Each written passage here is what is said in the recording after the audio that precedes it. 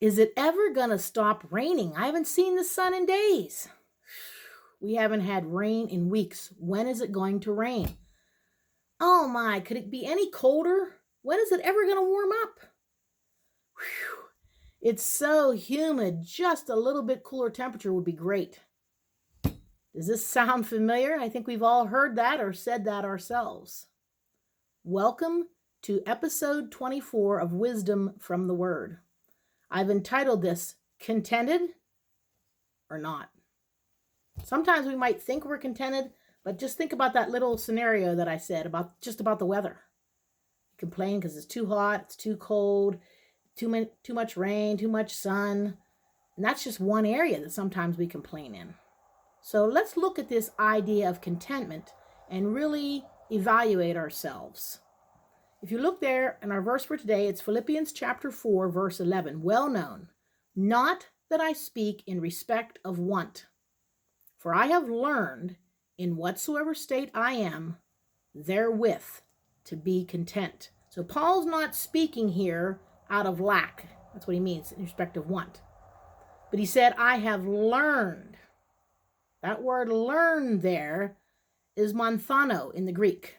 And it means to learn by experience, to discover and genuinely understand and accept a teaching as true and apply it to one's life. It's a process. It's not being immediate.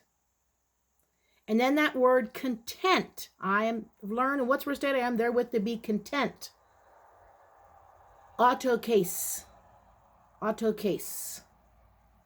Needs nothing externally to be satisfied in life. We don't need anything outside of ourselves. Now we know we need Christ, but I'm saying we don't need external things to be satisfied. So he has learned by experience. He's discovered it. He needs nothing externally to be satisfied.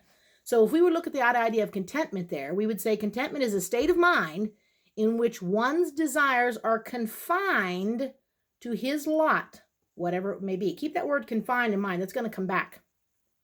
So in what should we be content? Well, first of all, number one, we should be content with who we are. 2 Corinthians 15:10 says, by the grace of God, I am what I am. I gave a devotional on that a while back. By the grace of God, I am what I am. Are you content with your looks? Are you content with your intelligence? Your personality? Your calling? It talks about that in 1 Corinthians 7:20. Or do you complain? I wish I looked like this person. I wish I was smarter here. I wish I had this ability. Oswald Chambers said this, the way we continually talk about our inabilities is an insult to our Creator. Who gave you the looks that you have, the intelligence that you have, the abilities that you have? God did. So when we're complaining about those, we're really complaining about Him. Number two, we should be content with what we have. Hebrews 13:5 says, let your conversation, your manner of life, be without covetousness, and be content with such things as ye have. For he has said, I will never leave thee, nor forsake thee. So are you content with your money? Luke 3:14 talks about being content with our wages. I'll admit, I struggle in this area at times. When you work in ministry, you don't make a ton of money. Now, the Lord meets your needs, don't misunderstand me, but you don't make a ton of money in comparison to others. And it's easy for me to look at someone else and say, boy, I wish I had that amount of money, or I wish I had that. Well, that's not being content. I'm doing what God called me to do. What about your possessions? 1 Timothy 6:9 talks about that. Are we content? Or we have, I want that car. I want this. Why can't I have this? Thirdly, we need to be content with where we are, our individual current circumstances. If you look there in our verse for today, in whatsoever state I am. I had a student once who wished she were back in Florida, and I would jokingly say, in whatever state you're in, Pennsylvania, but in reality, that's true. Whatever position or situation you're in. Are you single and you always wish, boy, I just want to be married. I want to be married. I'm glad the Lord has given me a peace, and I'm very happy being single because it's what God wants from me. But if you're always wanting that and desiring, are you being content with what God has put in your life?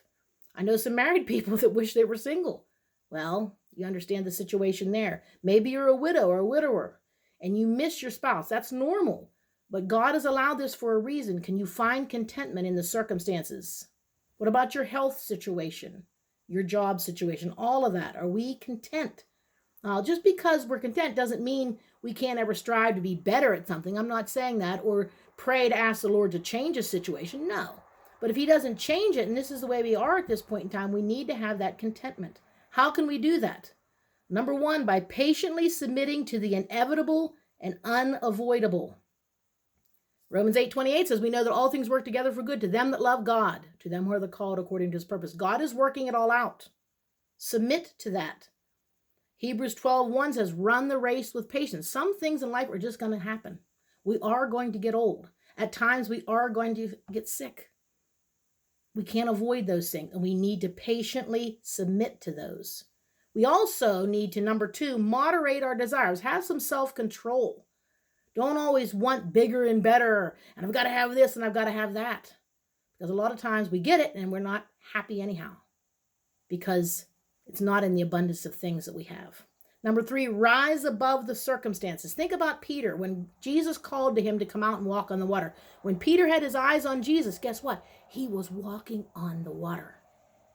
But when he saw the winds and waves and all of that, guess what? He started to sink. Now, thankfully, Jesus was there to pull him out. But isn't that it? When we keep our eyes on Jesus, we can have that contentment. We can rise above the circumstances, as difficult as they may be. But then when we begin to look at those circumstances, boy, we can become very discontented. We become very negative.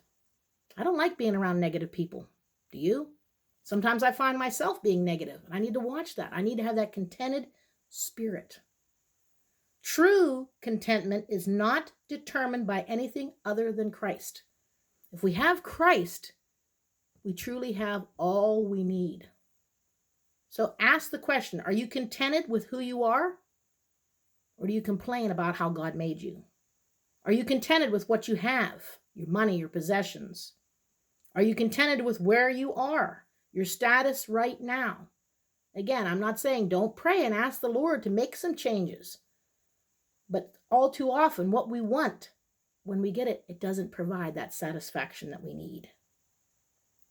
I think of a lady named Fanny Crosby. She became blind at a very young age by a doctor's mistake.